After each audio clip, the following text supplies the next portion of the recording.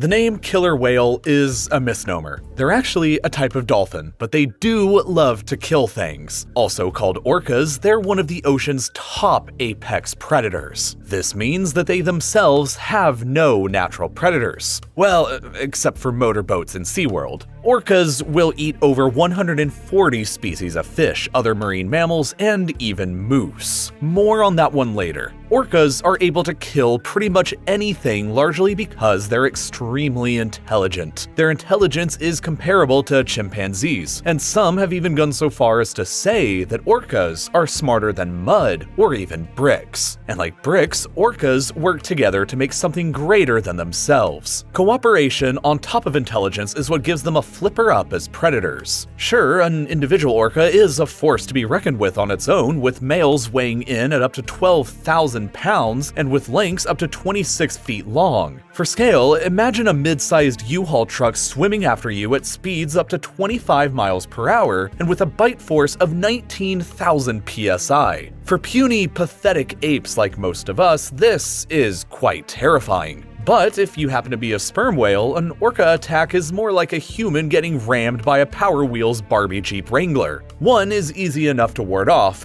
but a synchronized fleet of vengeful Barbie Jeep Wranglers? That's a whole nother story. Orcas live and hunt in matrilineal groups called pods. Pods can range from between 5 and 30 members, and pods all over the world have developed unique and creative hunting techniques passed down from mother to daughter. In a D-Day inspired maneuver, orcas will storm a beach to grab unsuspecting sea lions. Orcas will sometimes beach in squads, one orca leading the charge while others flank in to make sure their prey can't escape. Unlike D-Day, however, orcas have never been observed sustaining injury while beaching themselves, despite the maneuver being super risky. Orcas near Norway cooperate to munch on herring. First, a pod cooperatively herds the herring into tight balls. They do this by slapping at the fish with their tails and flashing their bellies at them. Their bellies clearly frighten the fish because their white markings look like spooky ghosts. But they will also make use of one of the scariest weapons known to whale kind. Sensitive viewers may want to turn away right now. That's right, orcas will blow bubbles at the fish.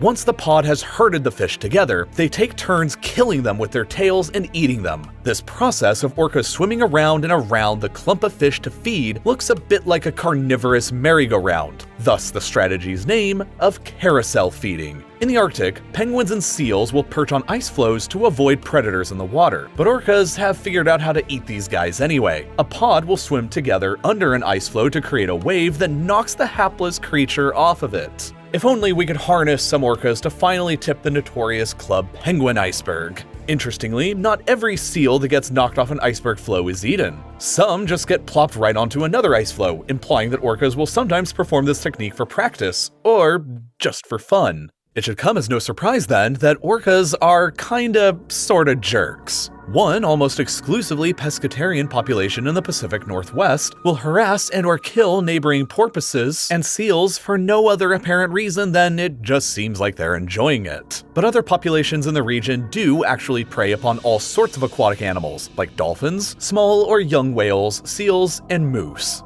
Alright, now I know what you're thinking. Hold on, moose are not aquatic animals. I mean, they look about as buoyant as a bag of bowling balls. And to you, I say, yes, they are as buoyant as a bag of bowling balls. If all the bowling balls are less than 12 pounds and so less dense than water. Moose hair, you see, is hollow. Like, for instance, a hollowed out bowling ball. This insulates moose in the depths of winter against temperatures as low as -60 degrees Celsius. And the hollow hairs also act as hundreds of thousands of tiny little life vests, helping keep moose afloat. But unlike bowling balls, moose are great swimmers. In the water, they can reach the breakneck pace of 5 miles per hour.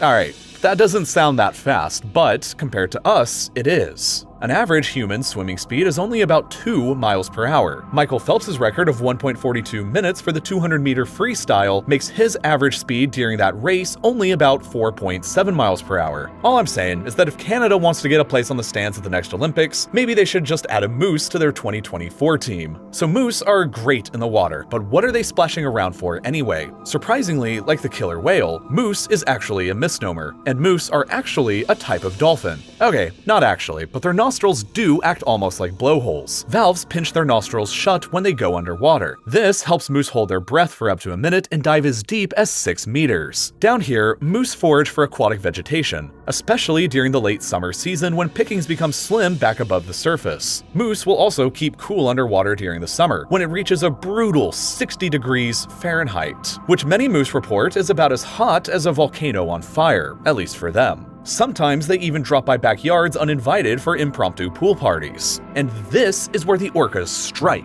Or, well, where they would strike if they could fit in a backyard pool or even get into backyard pools. But who knows? Maybe orcas have an alliance with the It Clown who helps smuggle them around sewers. Where orcas actually attack moose though is off the coast of Canada and Alaska, while moose swim between the various islands to forage. Moose carcasses have been found off the coast of Vancouver with lacerations consistent with orca bites. Don't ask in the comments how scientists figured out what orca bites look like. Let's just say some grad students came out the other end missing some fingers and legs. Despite being stronger swimmers than you might expect, a tired moose is still no match for a pod of orcas. In fact, orcas use persistence hunting strategies. A pod will run down young or elderly whales until they are exhausted and pull them down below the water. Orcas will even smother their prey's blowhole in order to drown them. So a tired, slow-moving moose would be an easy target. However, it's unclear whether orcas hunt moose opportunistically, the same way you might eat a stray hot dog sitting on a sidewalk, or if orcas attack moose just for fun, the same way you might eat a stray hot dog sitting on a sidewalk. But don't worry too much. There has never been a recorded orca attack on a human in the wild.